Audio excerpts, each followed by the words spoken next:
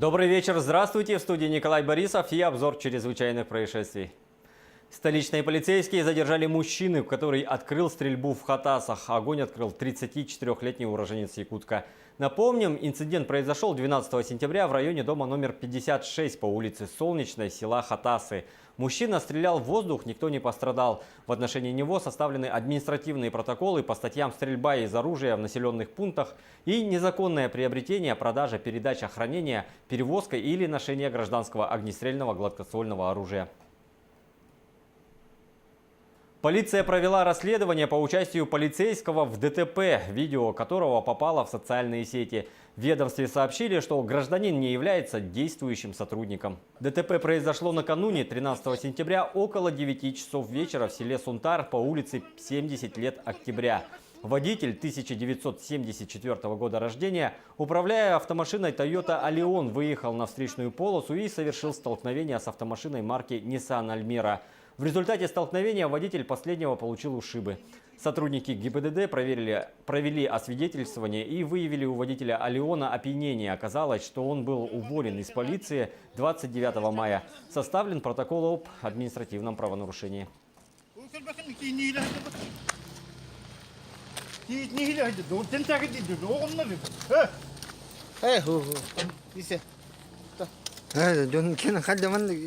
Burada oktan göğecek burada. Manı ki yakacak masının hüttara edildi. Evet, gitmedi.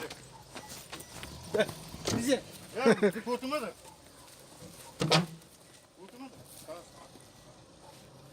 هذا كي ماسينا كنا ما خد وراها لانات توردين كبسة تنجتي خدخ هلنا هنجي قتلنا خدخ يتولي المدال لان هنجي مدال تولي البغاي هاتر كل در المدال نبي Юбилей не был, бля, юбилей. В республике задержан вербовщик запрещенной в России радикальной исламской террористической организации Джебхат ан-Нусра. Как сообщает ФСБ по Якутии, для своей деятельности он использовал социальные сети. Он размещал в интернет-сообществах материалы с призывами поддержать террористов и следовать их примеру. При этом доступ для просмотра и копирования был открыт неограниченному кругу лиц. Задержанному предъявлено обвинение, он помещен в СИЗО. Еще одно кибермошенничество произошло в Ленске. На этот раз жертва преступников лишилась внимания почти $500 000 рублей. Весной этого года она заказала средства для похудения в Одноклассниках. Получив товар, начала его принимать без видимого эффекта. Недавно к ней позвонил мужчина, представившись сотрудником Следственного комитета. Он заявил, что БАДы она заказала у мошенников. Мол, на них заведено уголовное дело, и многие люди пострадали после их приема. Под предлогом защиты ее же интересов в суде мошенники потребовали оплатить услуги адвоката и медицинское обследование. Мошенники выманили деньги, притворившись то сотрудниками Министерства юстиции, то сотрудниками Центробанка. По их словам, женщина даже выиграла суд над производителями БАДов и могла получить 20 миллионов рублей. Когда до нее дошло и она попросила вернуть деньги, мошенники стали откровенно издеваться и грубить потерпевшей. Таким образом, женщина лишилась около 470 тысяч рублей. Напомним, накануне мы сообщали, что в том же Ленске мужчину обвели на 170 тысяч рублей. Уважаемые граждане, будьте бдительными и не реагируйте на подобные телефонные звонки. Мошенники могут представиться сотрудниками банка, операторами мобильной связи и даже сотрудниками правоохранительных органов. Несмотря на то, что финансовая грамотность населения растет, звонок из банка заставляет людей забыть элементарные правила безопасности. Помните, что настоящий сотрудник банка никогда не станет просить вас продиктовать коды подтверждения и иные конфиденциальные данные банковской карты. Предупредите всех своих знакомых. Сотрудник бухгалтерии полиции в Вилюйском районе Якутии обокрала ведомство на 1,5 миллиона рублей. Женщина начисляла себе премии, завышала надбавки к должностному окладу и увеличивала итоговую сумму выплат. Также она начисляла необоснованно завышенную зарплату одному из работников отдела и затем сообщала получателю о якобы ошибочном перечислении и необходимости их возврата. Возвращенной суммой распоряжалась по личному усмотрению. Общая сумма ущерба от действий бухгалтера составила более 1,5 миллиона рублей. В суде она вину не признала и от дачи показаний отказалась. Суд ей дал 6 лет колонии общего режима. Приговор не вступил в законную силу.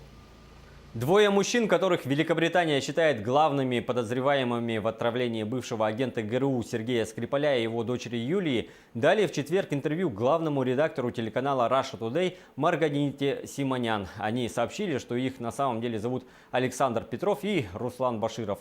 Лондон ранее утверждал, что эти имена, скорее всего, не настоящие. Мужчины говорят, что прилетели в Великобританию с туристическими целями. Баширов и Петров решили дать интервью спустя всего сутки после того, как это им порекомендовал сделать Владимир Путин. Надеюсь, что они сами появятся и сами о себе расскажут. Это будет лучше для всех. Ничего там особенного и криминального нет, заявил российский президент. В МИДе Великобритании заявления Баширова и Петрова уже назвали ложью. Ну, на самом деле те, кого и показывали. Руслан Баширов. Александр Петров. Это ваши настоящие имена? Да. Да, это наши настоящие имена. Друзья нам давно уже советовали посетить этот прекрасный город. Солсбери. Да, Прекрасный город. да. Он а это чем туристический он город. Там есть знаменитый собор, Славберецкий собор. Он знаменит не только во всей Европе, он знаменит, я так думаю, даже во всем мире. Он знаменит своим шпилем 123-метровым. Он знаменит своими часами, самыми первыми часами, которые были изобретены в мире, которые до сих пор идут. Да нет, но с самого начала мы планировали приехать в Лондон и оторваться, грубо говоря. Это была не бизнес-поездка сейчас. И мы распланировали так, что мы и в Лондоне побываем, и съездим в Солсбери. Естественно, это все должно было быть одним днем. С вами был Николай Борисов. Хороших выходных без чрезвычайных происшествий. И берегите себя.